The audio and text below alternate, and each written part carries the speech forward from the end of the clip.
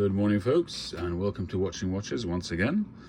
And some of you may remember I had recently the Seiko I'm going to struggle with a number now. I think it was a 299J1, SPB187J1, which was the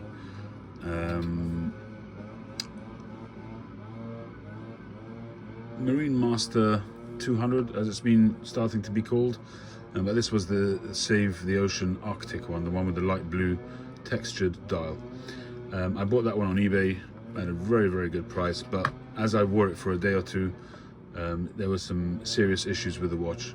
The biggest one, which in the end kind of put the nail in the coffin, was the fact that the teeth, the coin edge on the bezel in one spot had been shaved down, had been filed down, or maybe it was a seconds or something like that. But there were a few issues with the watch, and that kind of was the nail on the coffin, even though it was a very good price. So I sent that one back and got a full refund. And instead, one of the things, other issues with it was the very fact that it was the Arctic version. As beautiful as it just wasn't a watch that I felt comfortable wearing every day. It was too, for me anyway, it was too attention grabbing. A beautiful watch, and if I had the money, I would still get another one to have, because I just love, and it's a really nice sort of special occasion watch to wear, but for me, it wasn't a daily driver. So I went online and bought exactly the same watch, but with the dark blue sunburst dial.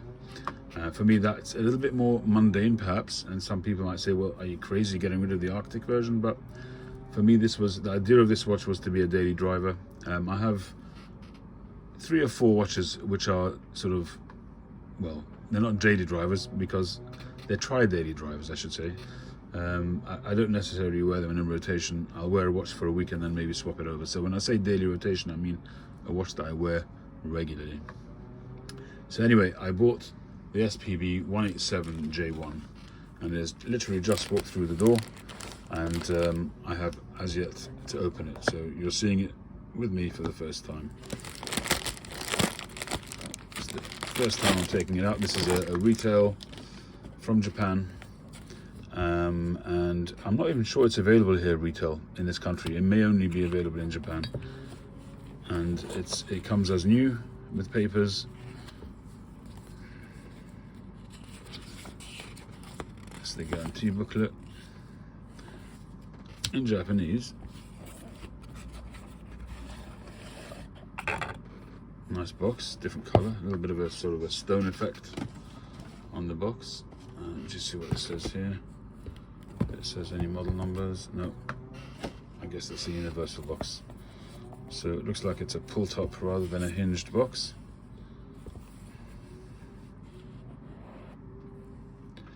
I'm not sure this is the actual box that it usually sells. I actually have no idea. Okay, it's a nice little micro cloth for cleaning your watch.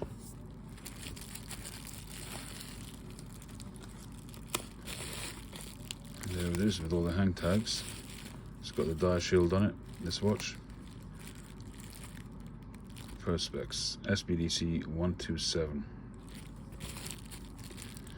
Let's just get rid of that bit of plastic there. Okay.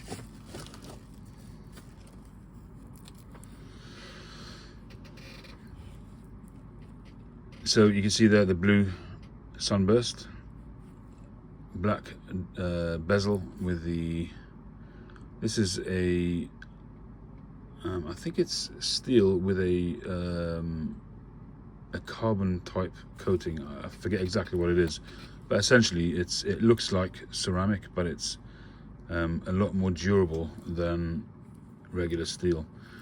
What I love about this watch is this beautiful polished band which goes all the way around the watch, which is Zuratsu polished. The other surfaces that are polished are regular polishing, as opposed to the Zuratsu over there. Really love it. You've got a cushion style case, but in contrast to the Willard style watch, so this is my King Turtle, where you have this really broad cushion style case. This one is the same idea, but the sides are just trimmed off to give it a much more svelte kind of appearance. And when you put it next to it, it looks like quite a considerably smaller watch, but it's actually a 42mm diameter case, but it actually wears a lot more comfortably than that. If you have a look at the hands, you can see the hands are the style. You got the sword hands, but in terms of the polishing, you've got half matte and half polished. I don't know if you can see that. So you've got that edge there nearest to us is polished, and then the edge on the top there is brushed. And what that does is it makes it extremely readable in any kind of sort of lighting conditions. You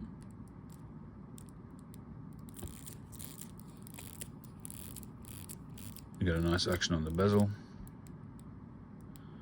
It is very slightly off, as you'd expect.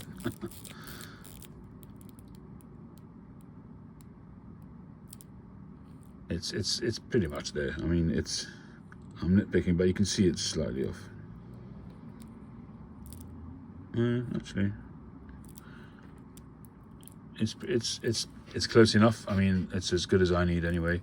I do use the diver bezel a lot, which is why I always get the diver bezel rather than, for instance, the GMTs. I don't get the GMTs because they have the 24-hour bezel on there, which is of very little use to me. Let's take it off the cushion.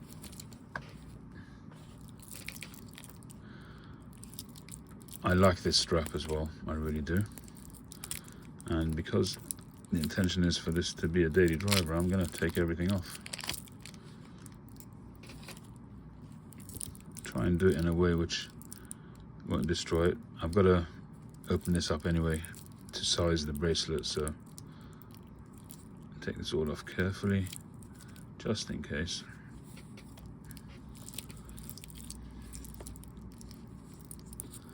So the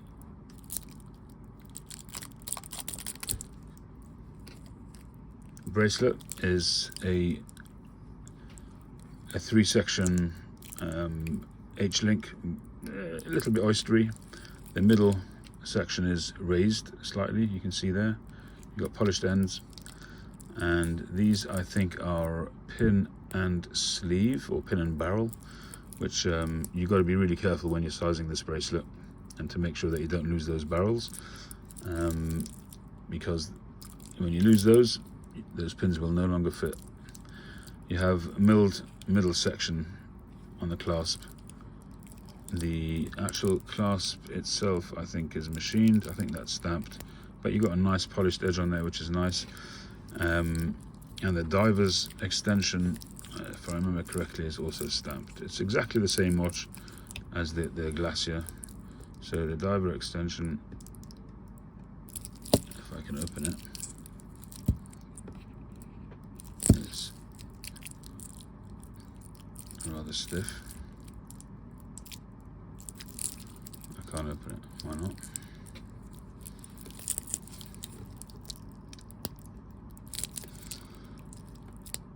Oh, I think it's got all plastic all over it, that's why. Okay, I'm going to leave that for now. But essentially, that clasp is stamped anyway. It's pretty flimsy, but it's not something I'm ever likely to use. So it's you know, for a watch which retails here in this country for over £1,000, you might expect a little bit more. I do like this deeper clasp sort of keep or protector, or whatever you call it. There's a little bit of play there, which shouldn't be there really. But this whole extended kind of arrangement here, I'm actually quite used to. I actually think it makes it quite comfortable, as long as when you size the bracelet, you size it so that it's balanced, and that is on the right spot here, you know, you won't really have an issue. And this isn't intended to be a review or anything, it's just an opening, a box opening, but beautiful watch. Very, very happy with that. I wasn't sure if the blue would be, if I would be happy with the blue, but I actually am very, very happy with it. It's got a nice sunburst. It's visual enough, but not over the top. There are some blues, for instance, on the Tissot Seamaster, which I had one of those for a brief amount of time in brand new condition. I ended up selling it on because the blue was just too bright, and it looked unrealistic. It really almost looked toy-like because it's such a bright blue. This is exactly, it's perfectly judged, I think, the blue on this. I have been tempted by the green one as well. I've been looking at the 150th anniversary limited edition green one, and I could be tempted to get that one as well. Like I say, I'm not in a position to buy 3 types of the same watch, but I could see myself getting that at some point, you know, getting the green and getting the Arctic one again if I was in that kind of financial bracket. But this one I think is really going to be a favorite for a long time. So this one is not a limited edition or in any way special edition. This is a regular line, but as I say, I don't think it's available here in the UK.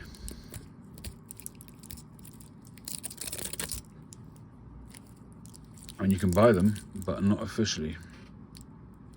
I don't think they're on general release here. I might be wrong, feel free to correct me.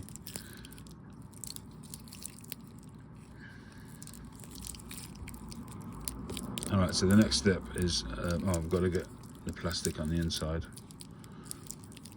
and then I've got to resize it.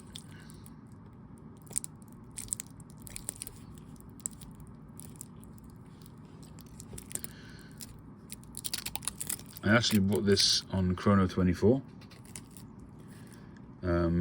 It did pretty good time. It took about a week to get here, and a week of excited anticipation, I will say that. But I have to say that the seller gave fairly reasonably regular updates, and once it was shipped, you could track it. It was sent by FedEx. I did have to pay the duty, which was fair. It wasn't extortionate, and still makes it a very, very good buy.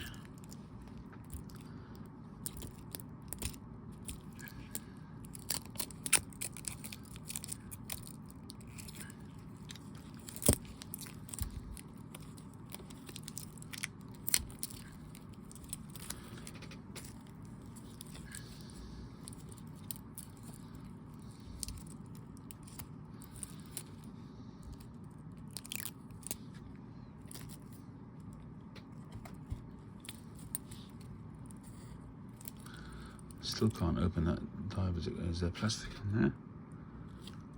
Oh yeah, there's plastic on this.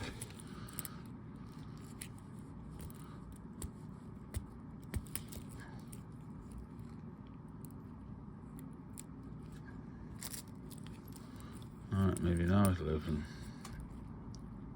No.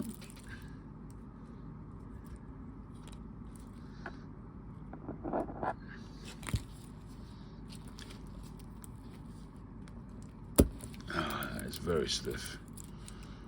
Oh, there's more plastic.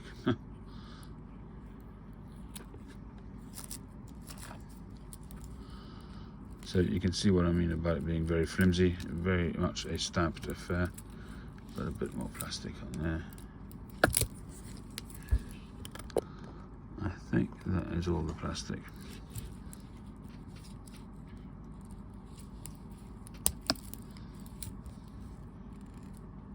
It is stiff, but you know what?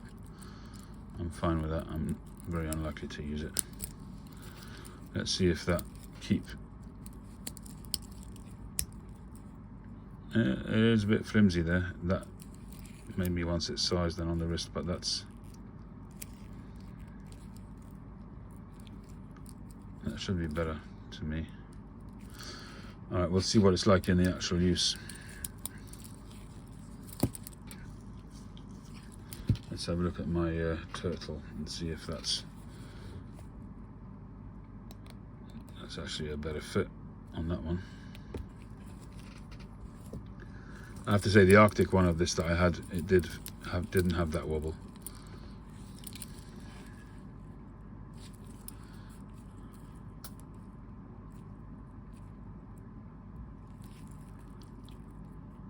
there's an issue with this. There's an issue with this. This is not working. Oh dear. Oh no, that's all right.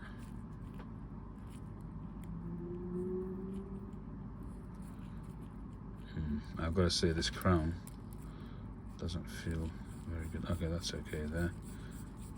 Let's just see. It's not the first time I've come across a crown which is a little bit suspect.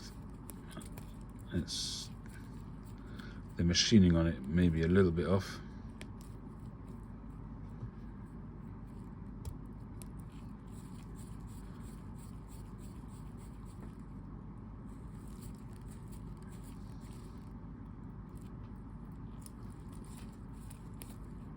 There is a point where it hits a little bit of an obstruction and then you get past it. This crown doesn't feel as good as it should. There's a point where there's a little bit of an obstruction. I was looking at an Alpinist in a retail store the other week and it had a similar kind of problem. Again, if that's all it is, I can live with it as long as it's a genuine watch. It really does feel genuine. I don't have any issues with it really. I imagine this plastic should be taken off. Alright, well there we go. Yeah, solid end links for sure. And yeah, that's true. Thank you. My son, my little assistant here is watching, and yes, he's quite right. You've got the brushed mid links, but the ends of them are polished, so it just gives that little bit of a lift and catches the light really nicely. Thank you for that.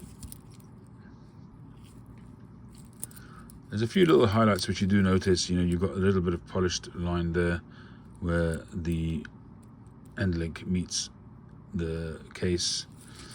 I did see somewhere somebody on one of the videos that I was watching about the watch, somebody whinging about the fact that there was a little bit of wiggle there on the end link. I don't think that's anything to worry about, honestly. The fit and finish is really good overall. You notice here you've got a very nice little, very thin bead of polished edge there on the inside of the lug, which is very nice. But the highlight is definitely this polished region where it comes around over the shoulder, and you've got the contrast between that high polishing and that very nice brushing. The brushing is done very well. Just look at that. Very, very nice. All right, well there we go. That is the as I said, that's I think I did say the case size was a 42mm. It's got 200 meters water resistance. What else can I tell you? Not much. I think that's basically it. So this has been the SPB187J1. Hopefully a watch which will remain with me for a very long time. I hope you've enjoyed that. Thank you very much. Catch you on the next one.